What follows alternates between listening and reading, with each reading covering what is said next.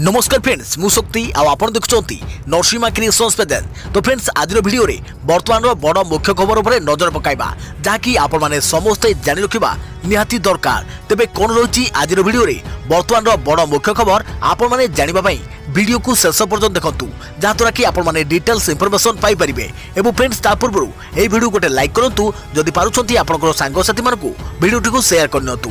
जदि फ्रेंड्स आपण माने आमो चैनल ने नुआ ही वीडियो देखुछंती पूर्वरु केबे भी हमरो चैनल को सब्सक्राइब करनाती तबे निहाती चैनल को सब्सक्राइब करे सहित पाखरे आस्तुवा बेल आइकन को बजाय रखतांतु। तो फ्रेंड्स नंबर 1 रे रहिछि प्रश्न पलटिला रेबिडी संस्कृति बंद आह्वान निर्वाचन ढेर पूर्व टंकी के चाउल को मागणा कले राज्य और केंद्र सरकार। तेबे प्रहसन पलटिला रेबिडी संस्कृति योजना बंद नारा आग भोट बैंक पर नीति आदर्श कथा निकटरे दिल्लीर अरविंद केजरीवाल सरकार विभिन्न मागणा योजना घोषणा करिथारु केंद्र सरकार चिंता प्रकट करथिले। एमितिकी मागणा योजना जारी रहिले भारत श्रीलंका भली देवालिया होइजो बोली कहगला। खुद प्रधानमंत्री मध्य एही रेबिडी संस्कृति बंद हेउ बोली अपील करथिले किंतु रात गई तो बात गई। एभली केंद्र सरकार एही रेबिडी योजना बाबद रे चुप हो जाइथिबा जणा पडुछे। तबे 2024 साधारण निर्वाचन पई राजनीतिक दल प्रस्तुत आरंभ करथिबा बेले उभय राज्य एवं केंद्र सरकार टंकिका चाउल को मागणा कर दैछंती। प्रथमे केंद्र सरकार नववर्ष रे मास पिछा प्रति हिताधिकारी मागणा 5 किलो चाउल पाइबे बोली घोषणा करथिला बेले आ या परे राज्य रे नवीन सरकार मध्य समान एक घोषणा करिसंती। तबे केंद्र सरकार जातीय खाद्य निरापत्ता आईन एनएफएसए अनुसार बंटन कर खाद्य शस्य हिताधिकारी माने एपर्यंत जो नामांकन मूल्य पैठ करुथिले तेबे 2023 रे सेमानकु ता मध्य पैठ करबाकू पड़िबो नाही अर्थात पूरा मागणा।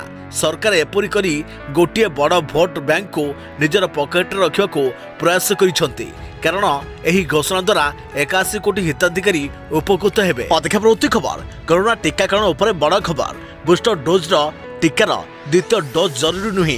तेबे कोरोना भाइरस संक्रमण विस्तार को दृष्टि रखी सारा देश में कोरोना टीकाकरण जारी रही।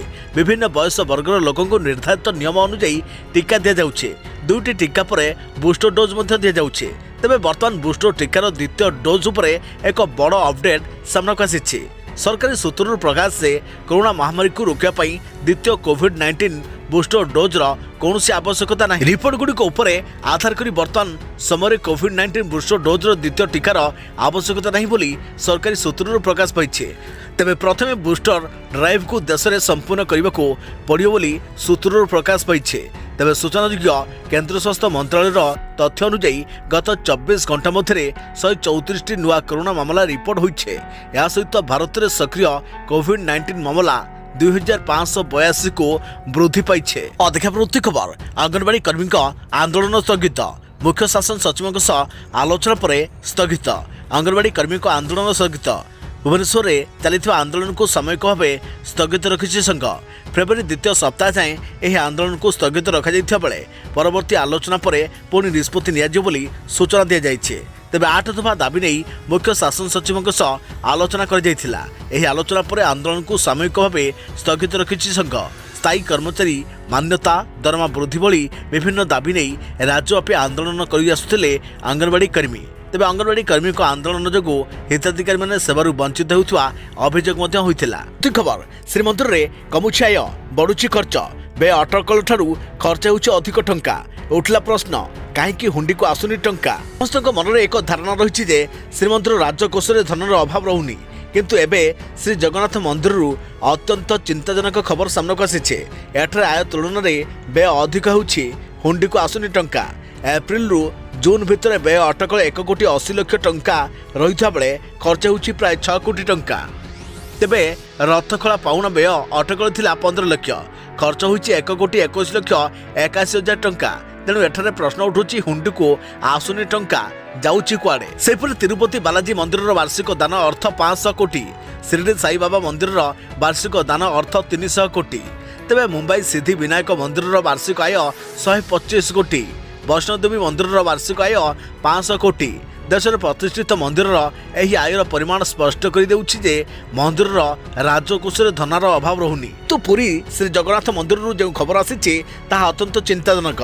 श्रीमंदिर में आय तुलन में व्यय अधिक खाली होउछि श्रीमंदिर राजकोष। कोटि कोटि ओडिया और विश्वव्यापी अगणित भक्तों आराध्य महाप्रभु श्री जगन्नाथ मंदिर आय व्ययर जो हिसाब सामना आसी समस्त को व्यथित कर देखा प्रवृत्ति खबर 7 दिन में 30 लाख पुणी भयंकर तांडव रचिब कोरोना 7 दिन में 30 लाख मामला चिन्हट 9800 रु अधिक मृत तेबे चीन समेत सारा विश्व में कोरोना आतंक एवं बढ़िबार लगी बड़दिन एवं नुआ वर्ष पालन पर जापान अमेरिका दक्षिण कोरिया और ब्राजिल में कोरोना आक्रांत संख्या बढ़िबार लगी सारा विश्व में विगत 7 दिन मध्य 30 लाख रु अधिक घटना सामना को आसी तेबे जोठारे एही 7 दिन मध्य 9847 जन मृत्युवरण करिसेंती केवल जापान ही 2188 जन लोकों कोरोना जीवन चली जाइए। कोरोना मृत्यु संख्या उपर नजर रखुवा संस्था वर्ल्ड मीटर सूचना अनुसार गत 7 दिन मध्य सारा विश्व में 30,44,999 रोग में आक्रांत होती 9,847 लोक प्राण हराई। यही समय मध्य 25,45,786 लोक आरोग्य लाभ कर अधिक प्रवृत्ति खबर विश्वर सबुठारु भयंकर द्वीप जोठारे बास करुछंती भूत प्रेत दुनियार एमिति किछि द्वीप रही जहाँ आज भी अनेक रहस्य घर रही एमतीक विज्ञान फेल मारी जोठी भूत प्रेत बास करुथार कहुए एभली एक द्वीप होउछि इटालीर पोवेग्लिया द्वीप कहुए जे एही द्वीप को जी जाइछि आउ फेरिक आसिनी एथिपई एही द्वीप को मृत्युर द्वीप मध्य कहुए तेबे एही रहस्यमय द्वीप को काहाकू जीवाकू अनुमति नाही। इतिहास यही द्वीप को नहीं एते भयानक भावे वर्णना कर जार कहानी शुणिले जे कहीं भी डरीज। पोवेग्लिया द्वीप इटालीर बेसिन सहर और लिडो मध्य रही द्वीपर रहस्य उपर परदा उठाइबापी चेष्टा करा जाउछे तबे किछि लोक यार रहस्य जानिबापी एही द्वीप को जाइछंती हेले सेमाने केबे आउ फेरिकी आसी नांती एथिपई एही द्वीप को जीवाकू इटाली सरकार प्रतिबंधक लगाइछंती। कहुए जे अनेक वर्ष पूर्व इटाली रे भयानक भावे प्लेग रोग व्यापीथिला से समय एही रोगरू भल हेबा पई सरकार निकट में कौन चिकित्सा नथिला रोग जमिति अधिक न व्यापू से प्राय 1,60,000 लोक एही द्वीप में जीवंत दग्ध कर जाइथिला। अधिक प्रवृत्ति खबर फेब्रुआरी पहले केंद्र बजेट जनवरी 31 आरंभ हो संसदर बजेट अधिवेशन फेब्रुआरी पहले हेब बजेट उपस्थापन जनवरी 31 रु आरंभ हो संसदर बजेट अधिवेशन फेब्रुआरी 1 रे उपस्थापन हेब केंद्र बजेट एप्रिल 6 तारिख जाए अधिवेशन चलवा नहीं सूचना मिली। राष्ट्रपति अभिभाषण आरंभ हो गृह कार्य लोकसभा और राज्यसभा को संबोधन करेंगे राष्ट्रपति उभय गृह को प्रथम थर पर संबोधन करेंगे द्रौपदी मुर्मू। अधिक प्रवृत्ति खबर महाकाश फिल्म शूटिंग रिलीज है रूसीय फिल्म द चैलेंज ट्रेलर 2021 12 दिन धरी महाकाश होइतिला फिल्म शूटिंग तेबे महाकाश प्रथम थर पर शूटिंग होइतिवा रूसिया film the challenge trailer release होइछे। इंटरनेशनल स्पेस स्टेशन रे शूटिंग होइतिवा फिल्म को नहीं दर्शकों अपेक्षार अंत होइछे। आसंता अप्रैल 23 तारिख रे एही फिल्म रिलीज हेबो बोली सूचना मिली। एही फीचर फिल्म प्रथम भाग को 2021 रे महाकाश रे 12 दिन धरी स्पेस स्टेशन रे शूटिंग कर जाइथिला। एथमे फिल्म समस्त कलाकार और टीम मेंबर को कड़ा तालीम दिया जाइथिला। अलग अलग दृश्य अभिनय करने 12 दिन महाकाश रे बिताइथिले समस्त कलाकार। जड़े महिला डाक्तर कहानी को नहीं तैयारी होइथिबा एही फीचर फिल्म निर्देशन देइछंती क्लिम सिपेंको। महाकाश रे फसिथिबा महाकाशचारी को बंचेबाकू जड़े महिला डाक्तर दुसाहसिक महाकाश यात्रा कहानी एही फिल्म रही। अधिक प्रवृत्ति खबर देश में कोरोना नुआ प्रजाति XBB.1.5 चिन्हट पर सतर्क राज्य स्वास्थ्य विभाग। देश में कोरोना नुआ प्रजाति XBB.1.5 चिन्हट होगा पर सतर्क राज्य स्वास्थ्य विभाग परिस्थिति को दृष्टि रखी आगामी 30 रु 45 दिन पर्यंत अत्यंत सतर्क होगापी स्वास्थ्य और परिवार कल्याण विभाग लोकों को अपील करिछि। तेबे कोविड नियम पालन में अवहेला कले स्थिति खराब होगा बेसी समय लगे नहीं बोली विभाग पक्षर चेताई दि जाइए। सतर्क रुहतु एवं सावधान रुहतु। तेबे राज्य में चिकित्साधीन रोगी संख्या 88 को वृद्धि पाई। केरल कर्णाटक महाराष्ट्र पर ओडिशा रे चिकित्साधीन रोगी संख्या चतुर्थ रही। राज्य में प्रत्येक दिन प्राय 6000 नमूना परीक्षा कर जाउछे। सेपटे हॉकी विश्वकप को नहीं स्वास्थ्य विभाग पदक्षेप नहीं जिला प्रशासन सहायता प्रस्तुति कर जाउछे। भुवनेश्वर कटक राउरकेला और झारसुगुड़ा रे कोरोना टेस्टिंग और सर्विलांस पई व्यापक व्यवस्था पदक्षेप ने जाइछे। अधिक प्रवृत्ति खबर रिजर्व बैंक जारी कला देशर सबुठारु विश्वस्त बैंक ना जोठी बुड़ीबनी ग्राहकों टंका।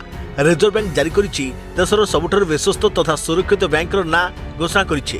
प्रतिवर्ष भली 2022 रिपोर्ट आधार रे रिजर्व बैंक ଏହି ବ୍ୟାଙ୍କର ତାଲିକା ପ୍ରକାଶ କରିଛି। ଏହି ବ୍ୟାଙ୍କ ଉଭୟ ଗ୍ରାହକ ଓ ଅର୍ଥ ବ୍ୟବସ୍ଥା ପାଇଁ ଅତ୍ୟନ୍ତ ଗୁରୁତ୍ୱପୂର୍ଣ୍ଣ, କାରଣ ଏହି ବ୍ୟାଙ୍କର କ୍ଷତି ହେଲେ ପୁରା ଦେଶରେ ଆର୍ଥିକ ବ୍ୟବସ୍ଥା ପ୍ରଭାବିତ ହେବ। ତେଣୁ ଆରବିଆଇ ଡୋମେଷ୍ଟିକ୍ ସିଷ୍ଟମେଟିକାଲ ଇମ୍ପୋର୍ଟାଣ୍ଟ ବ୍ୟାଙ୍କ ଯାହାକି DSIBS 2022 ତାଲିକା ଜାରି କରିଛି, ଯେଉଁଥିରେ ଗୋଟିଏ ଜାତୀୟ ଓ 2ଟି ପ୍ରାଇଭେଟ ସେକ୍ଟର ବ୍ୟାଙ୍କ ସାମିଲ ଅଛି। 2021ରେ ସାମିଲ ଥିବା ବ୍ୟାଙ୍କ ଏଥିରେ ପୁଣି ଥରେ ସ୍ଥାନ ପାଇଛନ୍ତି। ଚଳିତ ବର୍ଷ ଦେଶର ସବୁଠାରୁ ବିଶ୍ୱସ୍ତ ଓ ସୁରକ୍ଷିତ ବ୍ୟାଙ୍କ ତାଲିକାରେ ଅଛନ୍ତି SBI, ICICI ଓ HDFC ବ୍ୟାଙ୍କ। ଅଧିକ ପ୍ରତି ଖବର 25 ବର୍ଷରୁ କମ୍ ବୟସର ଯୁବକମାନଙ୍କୁ ମାଗଣାରେ ମିଳିବ କଣ୍ଡମ। କେଉଁଠି ଲାଗୁ ହେଲା ଏହି ନିୟମ? ଏହା ପଛର କାରଣ କ'ଣ? ବିଶ୍ୱର ବିଭିନ୍ନ ଦେଶରେ ସାମାଜିକ, ରାଜନୈତିକ, ସାଂସ୍କୃତିକ କ୍ଷେତ୍ରରେ ଭିନ୍ନ ଭିନ୍ନ ନିୟମ ରହିଥାଏ। ଏପରିକି ଏକ ନିର୍ଦ୍ଦିଷ୍ଟ ଜିନିଷକୁ ଗୋଟିଏ ଦେଶରେ ବ୍ୟାନ୍ ମଧ୍ୟ କରାଯାଉଥିବା ବେଳେ ଅନ୍ୟ ଦେଶରେ ଏହାକୁ ସହଜରେ ଗ୍ରହଣ କରାଯାଇଥାଏ। ତେବେ ଏଭଳି ଏକ ଘଟଣା ଦେଖିବାକୁ ମିଳିଛି ଫ୍ରାନ୍ସରେ। 25 ବର୍ଷରୁ କମ୍ ବୟସର ଯୁବକମାନଙ୍କୁ ମାଗଣାରେ କଣ୍ଡମ ବଣ୍ଟନ କରାଯିବ। ତେବେ ଫ୍ରାନ୍ସରେ ଯୁବକମାନଙ୍କୁ ମାଗଣାରେ କଣ୍ଡମ ବଣ୍ଟନ କରାଯାଉଥିବା ଘଟଣା ଯେ କେହି ବି ଶୁଣି ଆଶ୍ଚର୍ଯ୍ୟ ହେବା ସ୍ୱାଭାବିକ। ଏହା ପଛର କାରଣ ଜନସଂଖ୍ୟା ନିୟନ୍ତ୍ରଣ ବୋଲି ଅନେକ ପୂର୍ବାନୁମାନ କରିଥାନ୍ତି।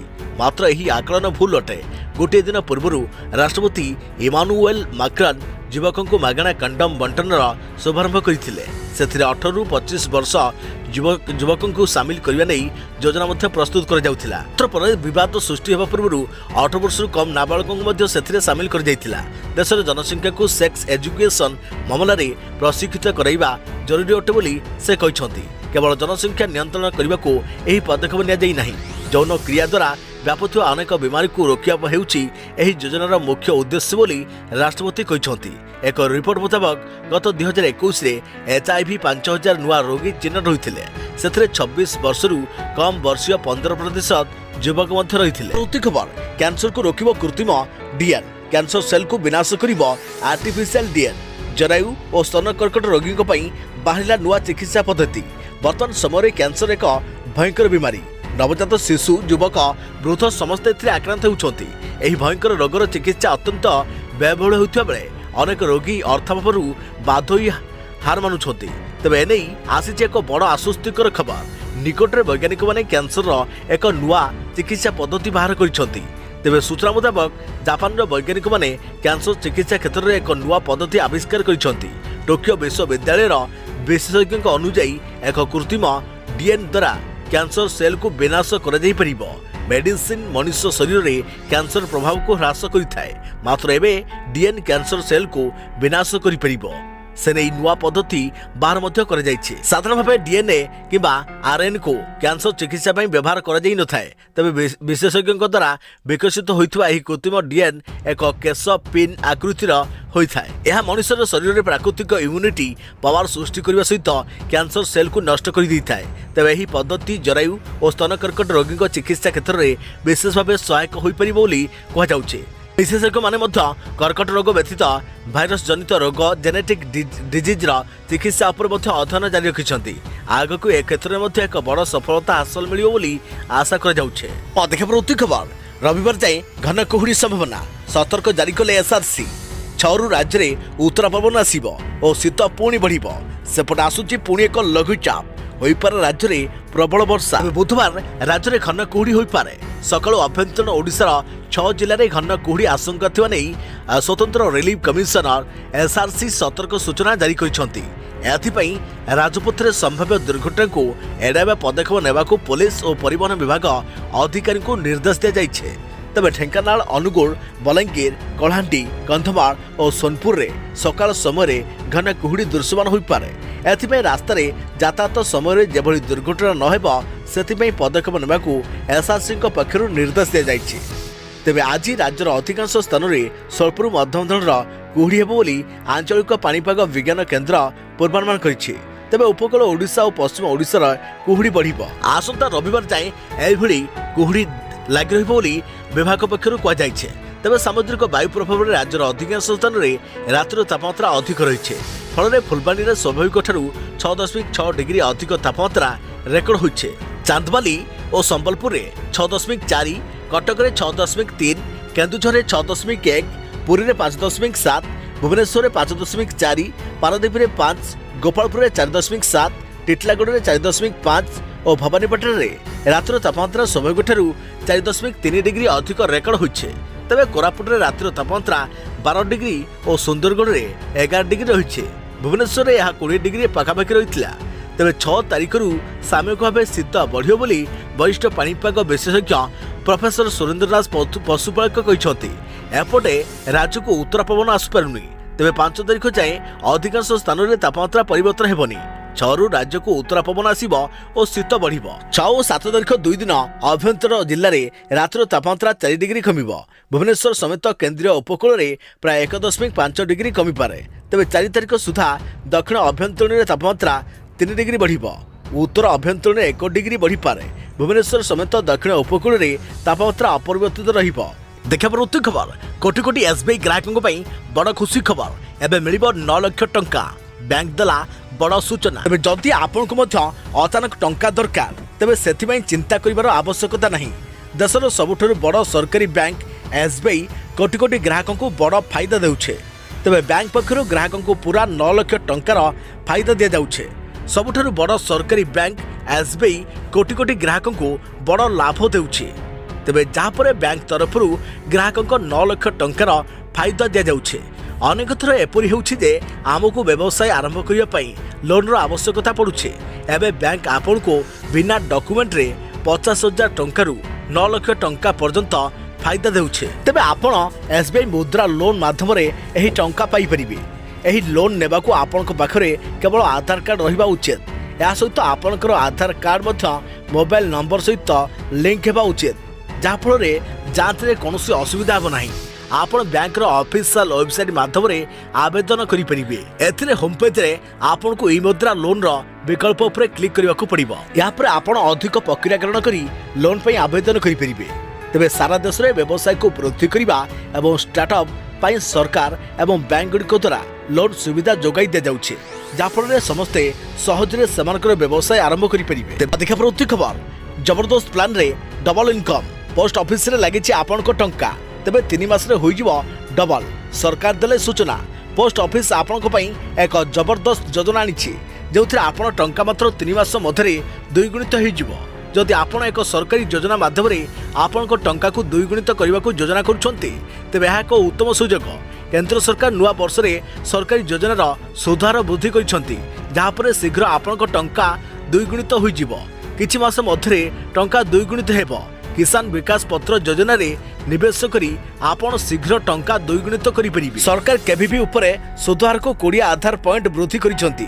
1 जनवरी 2023 रु नुआ हार लागू होइछे। सुधार रे वृद्धि परे 123 परिवर्ते केवल 120 मास रे आपणकर 5 लाख टंका 10 लाख रे परिणत होइजिवो। एबे केते मिलुची सुध जानि रखंतु। किसान विकास पत्र योजना रे वर्तमान ठारू आपण 7.20% हार रे सुध लाभ पाइबे। एही स्कीम विषय विशेष कथा होछि आपण मात्र 1000 टंका सहित निवेश आरंभ करि परिबे। या परे आपण को एथिरे 100 टंकार मल्टीपल रे निवेश करबा को पड़िबो। वर्तमान एही योजना रे सर्वाधिक निवेश रो कोनोसी सीमा नाही। आपण एही योजना रे सिंगल अकाउंट मध्य खोली परिबे। या सहित 3 वयस्क माने मिलित भाबरे याकू एक जॉइंट अकाउंट भाबरे खोली परिबे। एथिरे आपण नोमिनी रो सुविधा मध्य पाई परिबे।